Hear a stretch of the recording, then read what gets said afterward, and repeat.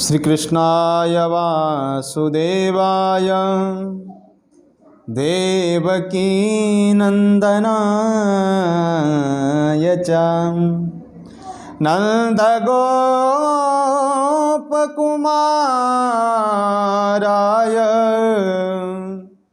गोविंदाय नमो नमः। गोविंदाय नमो नमः। सभी भगवत भक्तों को जय श्री कृष्ण, जय श्री राधे, जय श्री सीताराम। हम भगवान की कृपा से आपके बीच में कुछ हरि चर्चा से संबंधित, कुछ भगवान के अनुष्ठानिक कार्यक्रमों से संबंधित कुछ ना कुछ चर्चा अवश्य करते हैं और करते आए हैं। आज हम बड़ी ही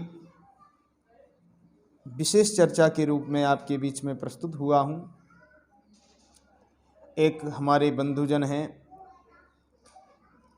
कई एक बंधुओं का भी निवेदन रहा था इससे पूर्व में भी, परंतु अभी उनका कॉल आया और कहा कि महाराज कुछ आए दिन प्रतिदिन जो हम पूजा पाठ करते हैं उनसे संबंधित कुछ विधान हो आपके पास, तो आप हमें बताने का कष्ट करें।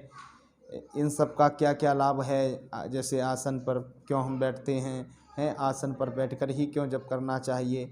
यदि आप आसन पर बैठ के जप नहीं करेंगे तो आपका जो जप है निरर्थक है, उसका कोई लाभ ही नहीं है। इसीलिए प्रत्येक प्राणी को जो भी पूजा करे वो अपने आसन पर बैठ के करे, और आसन को जब भी उठा के रखे तो उससे पूर्व पहले जल को आसन के नीचे छोड़े, प्रणाम करे और तत्पश्चात आसन को अपने पूजा स्थल पर रख देना चाहिए।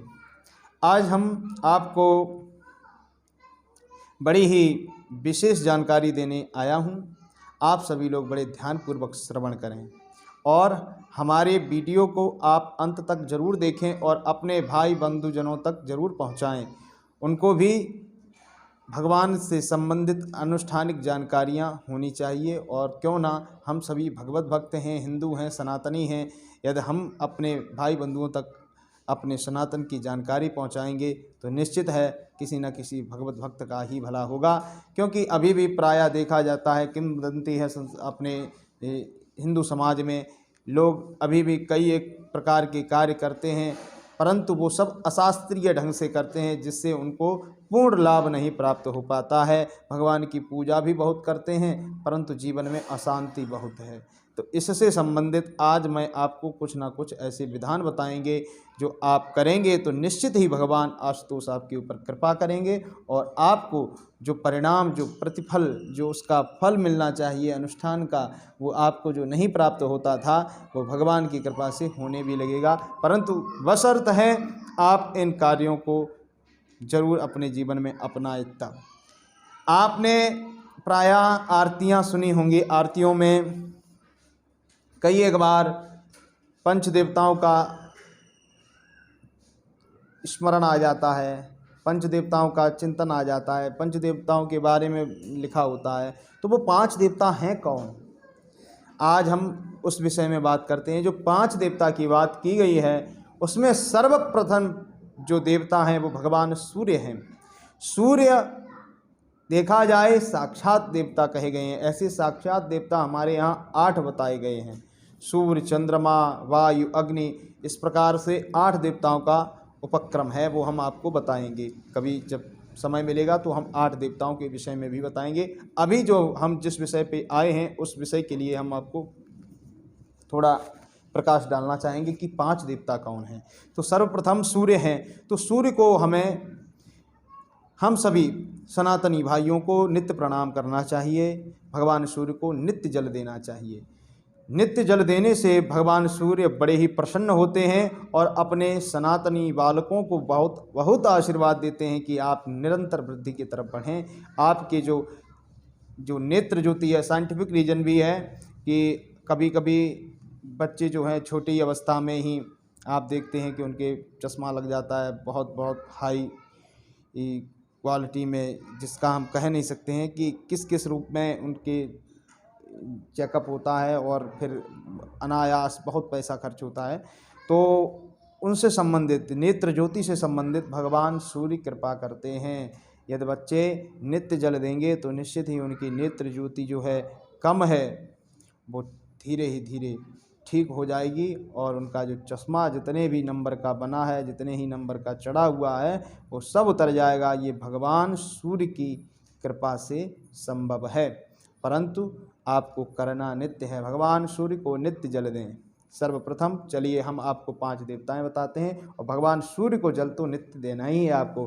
तो पहले सूर्य हुए, दूसरे गणेश गणपति महाराज, और तीसरे माँ भगवती आदिशक्ति दुर्गा, और चतुर्थ में भगवान शिव देवों के देव महादेव, और पंचम में आपके भगवान विष्णु नारायण। तो यह 5 देवता आपके बड़े ही महत्वपूर्ण हैं और इन देवताओं की नित्य पूजा करनी चाहिए। ऐसा वर्णित है, ऐसा लिखा हुआ है शास्त्रों में कि इन देवताओं की नित्य पूजा करना चाहिए, और जिससे आपके जीवन में सुख संपदा भगवान आशुतोष की कृपा से बनी रहेगी और हमेशा आप प्रसन्न रहेंगे। द्वितीय, पूजन हमेशा पूर्व या उत्तर मुख होकर करना चाहिए। पूजन जब भी आप करें तो पूर्व दिशा की तरफ या उत्तर दिशा की तरफ अपना मुख करके बैठें, आचमन करें। और झूठे हाथ, कभी कभी ऐसा होता है कि हमारे हाथ झूठा होता है तो हम उसको आचमन के रूप में पा तो लेते हैं और फिर उसको ठीक जाके पीछे लगा लेते हैं। यह गलती कभी मत करना। आचमन किया, पीछे कभी मत लगाना है बालों में। इससे हमारी एक नाड़ियाँ होती हैं, इसमें भी नाड़ीय कोशिकाएं होती हैं पीछे, तो उस पर बहुत महत्वपूर्ण प्रभाव पड़ता जाके है, बहुत समस्याएं उत्पन्न हो सकती हैं। तो इसीलिए उस प्रसाद को पाकर कभी भी पीछे ना लगाएं, यह आपको ध्यान रखना है। पृष्ठभाग में बिल्कुल ना पहुँचें, बिल्कुल भी आप अपने बालों से स्पर्श ना कराएं, ठीक है। और घर में पूजा पाठ व मांगलिक कार्य में सिर पर टोपी या कोई गमछा वगैरह, रूमाल, तौलिया इत्यादि को जरूर रख लें। यह शास्त्रीय विधान है, आप सभी लोग जानते होंगे। कई प्रायः सभी लोग यहाँ पे हमारे प्लेटफॉर्म पर भी बड़े अच्छे अच्छे विद्वान जन जुड़े हैं, तो पता है, परंतु कुछ लोगों को नहीं जानकारी है, तो उनके लिए भी यह जानकारी बता दी जा रही है कि आप जब भी पूजन पाठ में रहें तो आप अपने सिर को ढक कर रखें, ठीक है। अब तृतीय, घर में जो घर में वर्जित है, हम किसी दुकानदार की दुकान की बात नहीं कर रहे हैं, घर की बात कर रहे हैं। आपका घर कैसा होना चाहिए? स्वर्ग जैसा होना चाहिए। स्वर्ग से आशय समझे, भगवान की कृपा से परिपूर्ण होना चाहिए। भगवान का आशीर्वाद आपके घर पर हमेशा बना रहे, वही तो घर स्वर्ग है। स्वर्ग का आशय ये थोड़ी ना है कि हम यहाँ से जाएंगे। वह स्वर्ग किसने देखा? वह स्वर्ग जिसने देखा है वह हमें भाई बाद में ही पता लगेगा, परंतु उसका न किसी ने बताया है, न वर्णन किया है।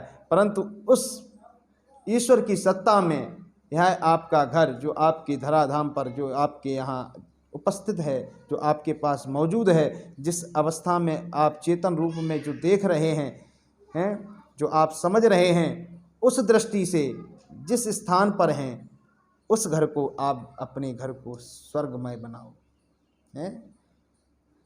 अपि स्वर्णमयी लंका न मे लक्ष्मण रोचते। लक्ष्मण जी ने कहा कि महाराज यह लंका बहुत पावन है, बहुत सुंदर लग रही है, आपने तो उस दुराचारी का अंत कर ही दिया है, क्यों ना इस लंका को अपने घर ले चलते हैं। तो भगवान ने कहा, नहीं लक्ष्मण, जननी जन्मभूमिश्च स्वर्गादपि गरीयसी। तो यह जन्मभूमि भी स्वर्ग से बढ़कर होती है। इसीलिए जहाँ भी आप जिस स्थान पर रह रहे हैं वह आपकी जन्मभूमि भी स्वर्ग से बढ़कर है। उसे स्वर्ग से सुंदर सजाओ और उसमें व्यवस्थित ढंग से आप सब सनातनी हैं, सनातनी रूप से अपने घर को पुष्पवित पल्लवित करो, यही हमारा कहना है। आइए चतुर्थ क्रम में बढ़ते हैं। स्त्रियों के बाएं हाथ में ही रक्षा सूत्र बांधने का शास्त्रीय विधान है। एक जगह हम कथा में गए तो एक मैया मुझसे बोली, पंडित जी अभी हमारी बेटी विवाहित नहीं है, तो मैंने कहा माता जी दिक्कत क्या है आपको? मैं तो उसके रक्षा सूत्र बांध रहा हूँ। तो रक्षा सूत्र जब विवाहित हो जाती है तभी बांधना चाहिए क्या? लेकिन नहीं नहीं महाराज, बेटी जब तक शादी ना हो जाए उसकी, जब तक वो तब तक उसके जो है सीधे ही हाथ में रक्षा सूत्र बांधना चाहिए। तो हमने कहा नहीं माता जी ऐसा नहीं है, माताओं का जो वामांग है वही सबसे शुभ माना गया है, शुभ सूचक भी कहा गया है।